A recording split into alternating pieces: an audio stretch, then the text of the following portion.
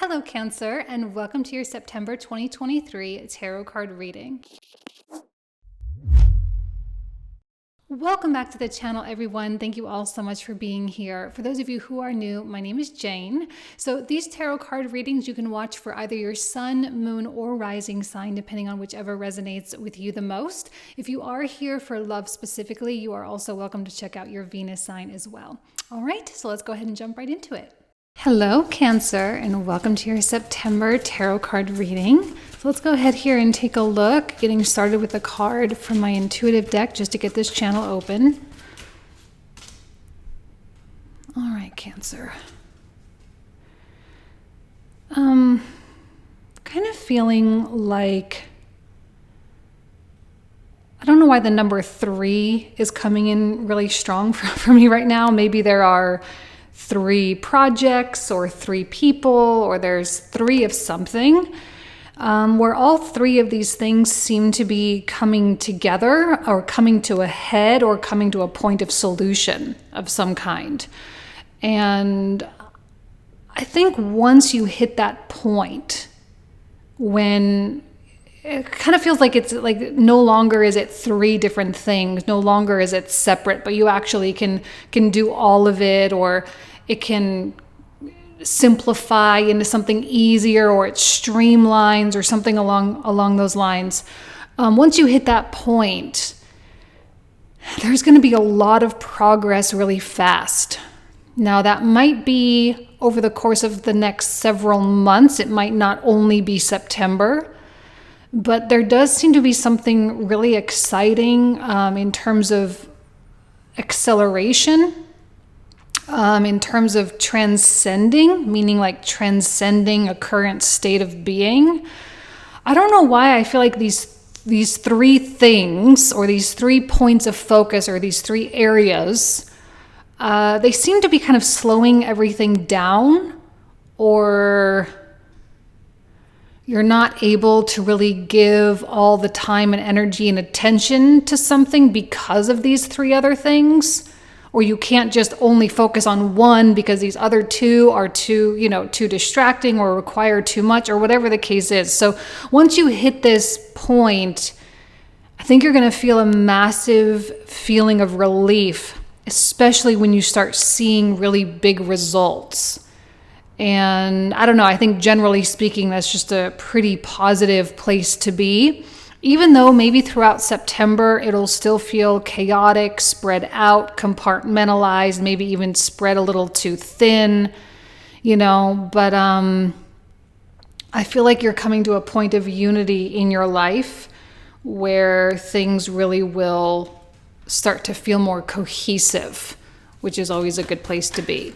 So let's take a look here at the animal spirit card. This is going to represent what the universe needs from you right now, Cancer. That one. Set healthy boundaries. Okay, I really like that card. It applies in 2 different ways. Set healthy boundaries with other people and set healthy boundaries with yourself. Virgo season is a true test of how much self-control we actually have. Okay, that's the essence of Virgo, is behavioral. It's about what we do. It's our habits. It's how we live our lives.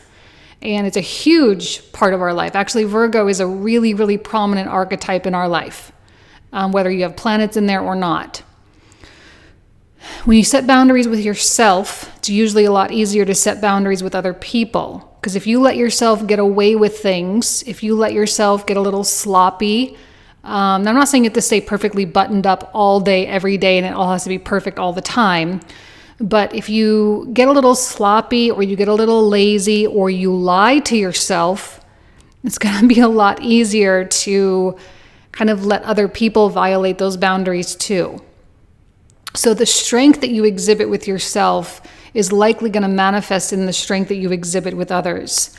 And when you have a clear idea of what you want your life to be and who you want to become and the direction you want to take, it is going to require structure, and structures require boundaries. Okay, so that's going to be an important theme, especially if you do want to get out of this place of feeling like you're spread thin, or like you're all over the place, or that you don't have, like I said, I don't know why the number 3 was coming to my mind so strongly, but whatever these 3 areas or 3 things actually are, you're probably going to want to get out of that situation as soon as possible and focus on the one thing that really matters to you, or the one thing that's the most lucrative or profitable. Okay? So in the environment, what do we have here? Don't let pride get in your way.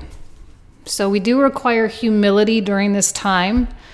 If we do have a sense of arrogance or pride in the way we approach things, we can often get hit with an instant karma, especially when Libra is activated, which it is right now with that Mars in Libra.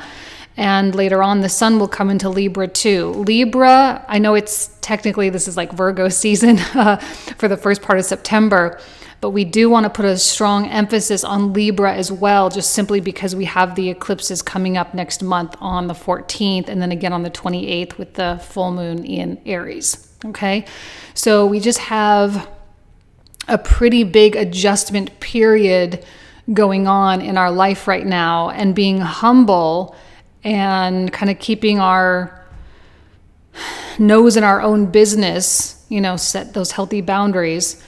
Keeping our nose in our own business, making those promises with yourself, fulfilling them, and actually showing up with some semblance of self-respect, you're going to be very successful. But if you do start getting a little arrogant, you'll probably get a little pushback, either from other people, from the universe itself, or whatever the case is, and it's going to kind of maybe force humble you a little bit. Okay?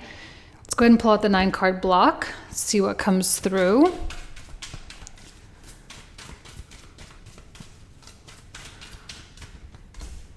The Magician,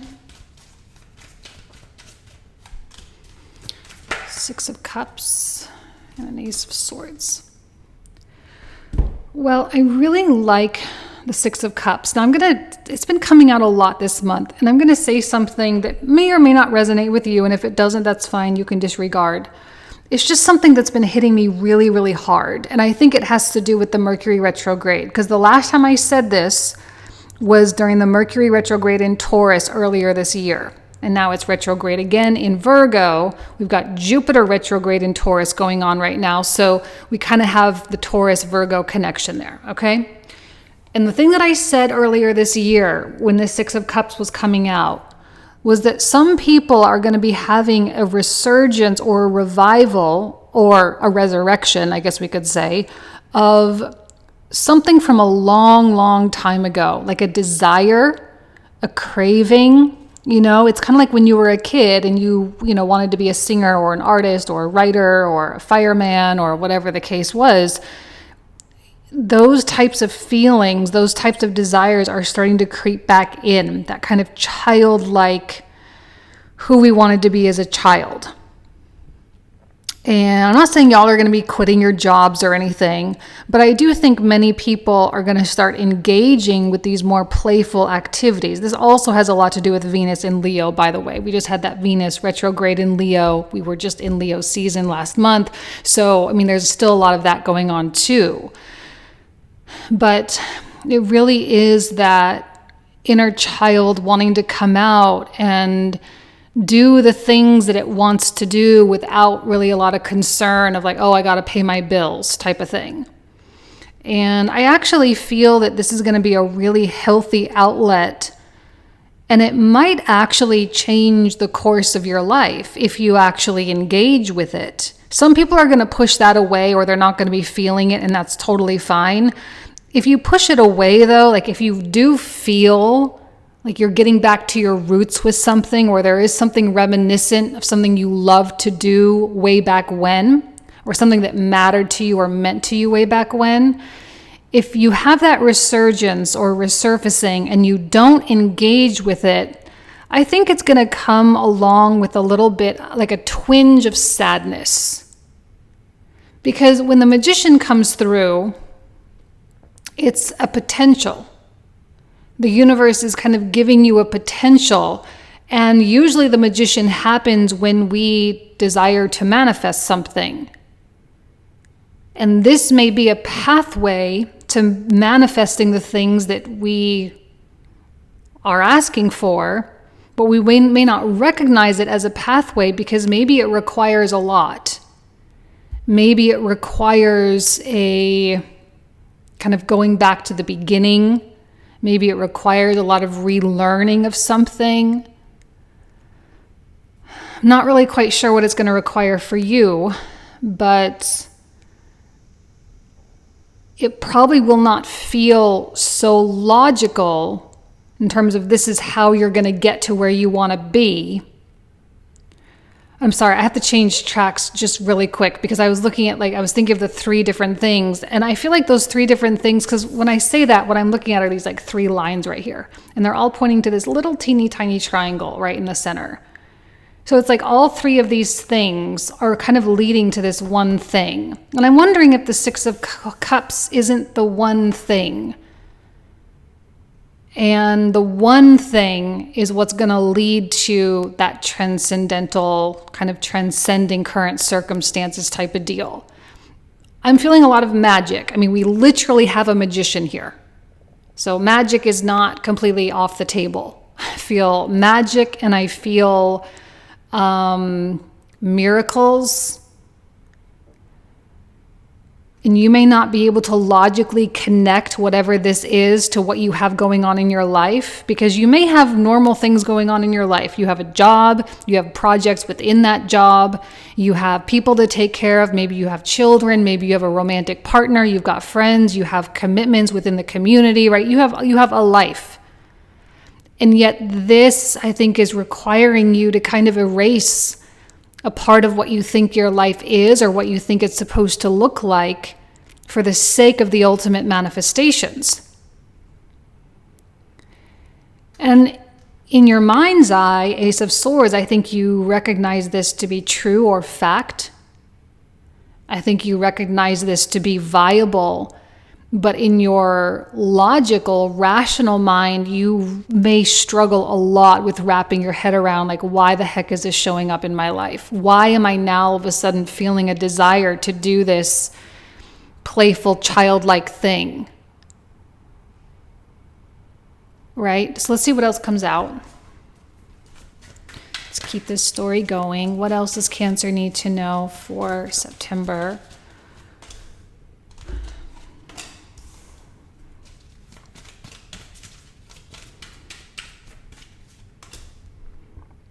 Yeah.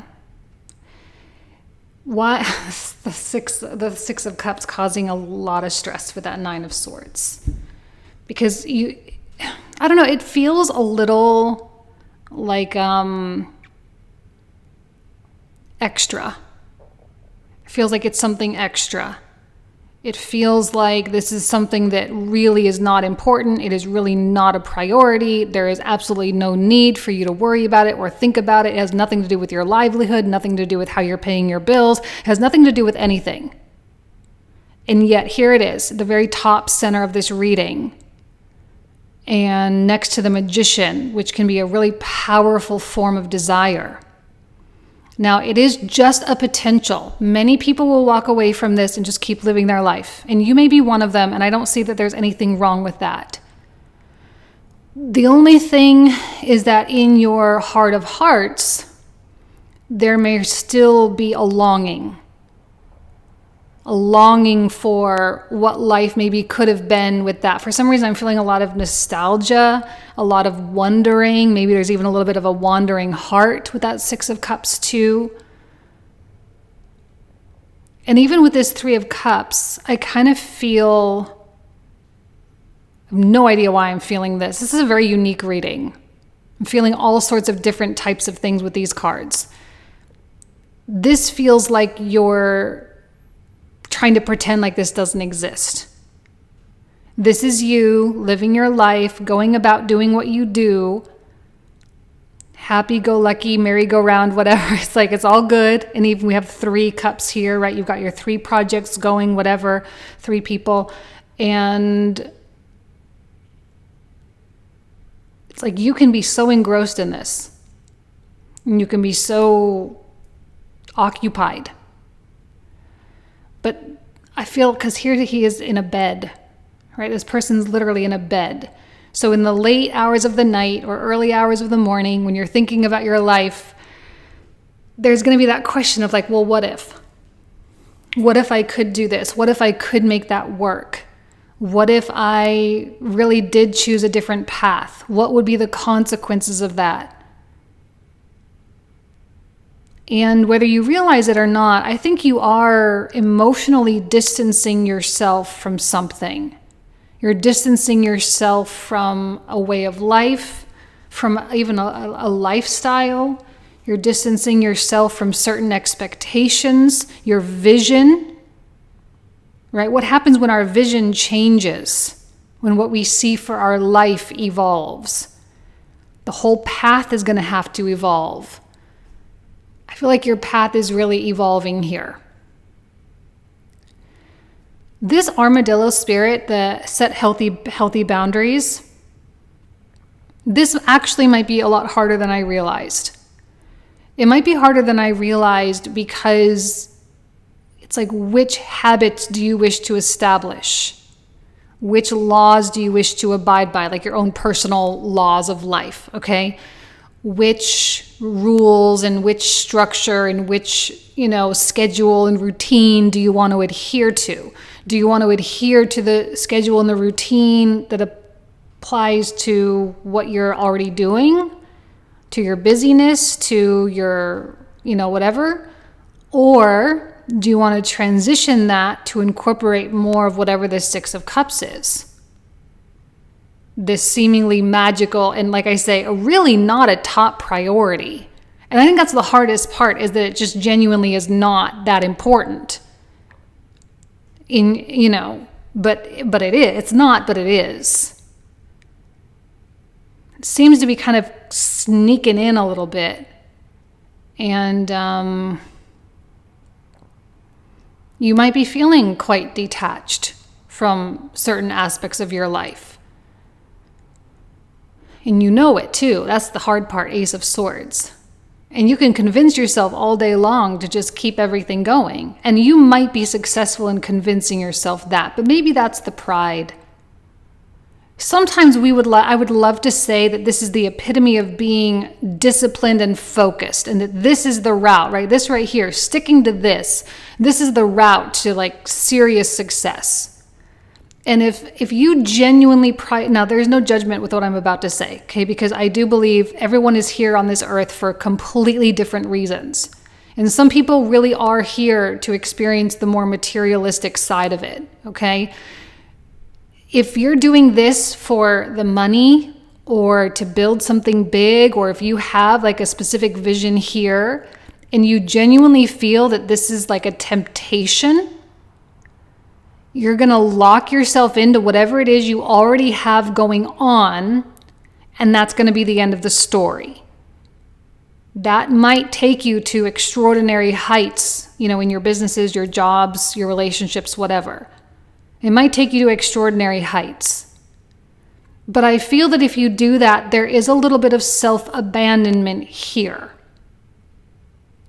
If there's a longing, if you're thinking about it, if you're questioning, how can I incorporate this? How can I change my life to bring this to the forefront? How can I live my life more like my Six of Cups? If you're thinking that, there is potential for like an internal abandonment or an internal separation or fragmentation, if you will. It doesn't necessarily mean anything bad is going to happen because of that. It just means that there's a part of you that's going unheard. And I don't think that Six of Cups is ever really going to go away. And if you go your entire lifetime with never engaging with your Six of Cups, then it'll just be something you deal with like in your next life or something. But for some reason with the Nine of Swords, I don't think it's that easy. I don't think it's easy for Cancer to just let it be or pretend like it doesn't exist. See what else comes out.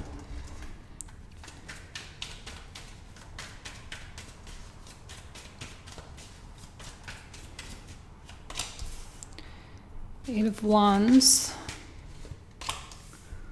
Fool,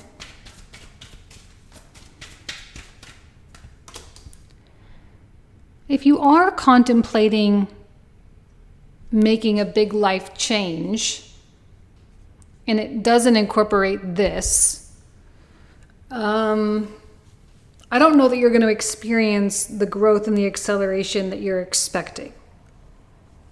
At least not at first. But if you do somehow figure out a way to incorporate this Six of Cups into your life, even if you just do it as like a hobby, it does not have to be your full livelihood, okay? Or you create time and like if this is maybe a place you love to be, like maybe you love to be in the mountains or you love to be on the beach or something, incorporating more of that into your everyday, maybe you figure out a way to move closer to those places, right? But if you can at least incorporate it, I think it's going to translate and carry over so beautifully into every other department of your life. And it will be an important part of the streamlining that I was talking about at the beginning. And I see that with the Eight of Wands. Things will be streamlined. If you ignore this, you can still streamline whatever you have going on. There can still be a consolidation. There's still going to be a next chapter that opens up for you. That's the thing with this is it really is just a choice, and there really aren't any good or bad consequences for it other than happiness, or maybe not even happiness is the right word. Just, I think, general fulfillment. This seems to be a kind of a puzzle piece in your wholeness picture. Like, how whole do you feel? How complete do you feel? This feels like a puzzle piece. But it's not going to stop your life. It's not going to prevent you from anything if you don't do it. But I think your heart, I just look at this whole row. I'm like, what is your heart really saying here? And we have the bright yellow, which is so intrinsically connected with a higher intelligence and creativity. So is your heart really telling you want to do something else? Is your heart really telling you that you don't want to be kind of in the same place for that much longer? Is your heart telling you that you're done with something? Is your heart telling you that you want more freedom, but you have no idea how to really make that happen? This is, I think, the path to the freedom that you really want. But it feels super scary with that Nine of Swords in the very center of this reading. It's like the more and more you think about it, the more and more capable you are of talking yourself out of it. And that Two of Coins, priorities. The problem is that this is just simply not a priority in your life. That's it. That's just a fact. It's just not. It's not a priority. It's not because it doesn't have to be. And therefore, because it's really not, why should you make it a priority? Why should you put it at the front of the line? And I think that's also a part of the hardness of that Nine of Swords. This is not something I think you can use your logical, rational mind to figure out. This is very much a decision of the heart with that Fool card, and nothing more. And that is, we have the full moon in Leo card, don't let pride get in your way. I think pride really does come from the mind. You're going to have to put your mind in check, set healthy boundaries with your own mind. This may also test Cancer's belief in themselves too. Belief in the fluidity of life, belief in the movement and mutability of life. Because maybe you're in a place where you're really, really concerned about consequences. And when you're really concerned about consequences, you tend to have more fear. And when you have more fear, you're less likely to expand and branch out. But something tells me that Cancer is being called up. I mean, I think everyone with Saturn in Pisces and Pluto transitioning between Capricorn and Aquarius, which I talk about like freaking every reading I do almost, because it's so important and it's such a huge transition that's going on, and it's such a slow one at that. But with these two things going on, Saturn and Pluto, everyone is feeling like their old life is falling away. Everyone is feeling like a part of themselves is falling away. But the new thing hasn't really presented itself because it's just not that time yet. Probably in 2025, we'll feel a lot more secure with stuff. Maybe not even then. Maybe it's even 2026 after Saturn gets off of Neptune, because Saturn and Neptune are going to be together for like 25 and 26. Okay, end of 25, beginning of 26. And maybe we won't even really get a good handle on it until beginning of 2026, really. And maybe this is just a seedling that's getting planted, but it seems to be kind of a nagging seedling with that Nine of Swords. Like it's really wedged itself in there. And you know it's there, Ace of Swords, or you know. So the decision is, do you give it credence or not? Do you give it importance or not? Those of you who are super disciplined and maybe even a little stoic will likely ignore this. But I don't think it's going to go away, okay? And I don't even really have a solution for you, really. This kind of just feels really open-ended. It kind of ends on a choice. Like the choice is yours. Boom, last card, 2 of coins. What are you going to do? Are you going to believe that the 6 of Cups is going to lead you to your ultimate manifestation, even though this may feel like you're starting completely over, or you have to learn a bunch of new stuff, or you're doing something that you are completely blind in? Do you have enough faith in yourself? Do you have enough belief in the flow of everything?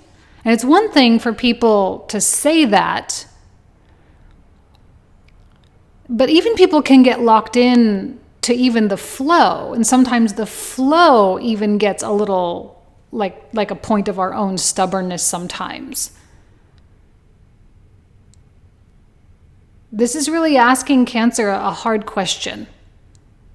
It seems like a really hard question. And I don't know that you'll officially have the answers through September, but over the next couple of months, I think you will. It does seem like a lot of different paths, the 3 paths I was talking about, they do seem to be leading you back here to the 6 of Cups for some reason.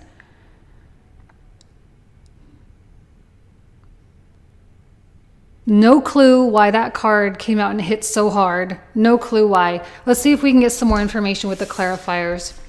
Those of you who are new, the cards I'm about to pull out are the cards we'll cover in the comprehensive reading. The link for that will be found in the description box down below. We usually talk for another 25 to 30 minutes about all these cards, so it's kind of like a whole second reading here. So let's see if we can take a look at this armadillo card. 2 of Cups. Ace of Wands. And 10 of Coins. Beautiful. In the environment, High Priestess, the Knight of Swords, 10 of Wands. Okay, there does seem to be noise in your environment. You're going to have to be able to really sift through all of that. Now for the Magician card. Okay, hold on, we got the King of Swords here.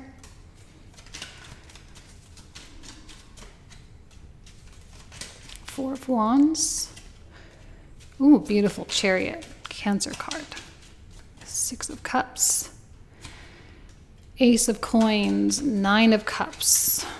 The wishes coming true. And another 2 of Coins. I knew it. I knew that this was like the choice.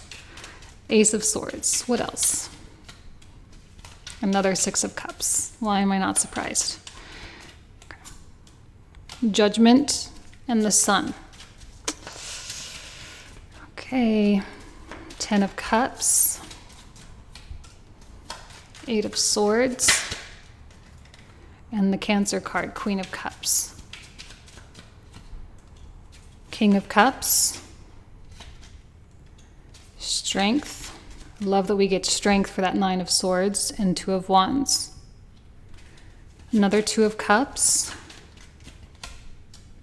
The Star. And the World. The Wheel of Fortune. Five of Wands. Page of Coins. The Nine of Wands. Three of Wands. Six of Wands. Five of Swords. Two more cards. The Tower and Temperance. All right, Cancer, you have a lot of power in your life right now. Please understand that. So much power. Mars in the 4th house can be really disruptive. I'm not surprised by the Tower card at all. All right, so we're certainly going to talk a lot more about what's going on here. So I hope to see you in the comprehensive. Again, all that info is down below in the description. Thank you so much, Cancer. I love you. Have an amazing September. Take care. Bye-bye.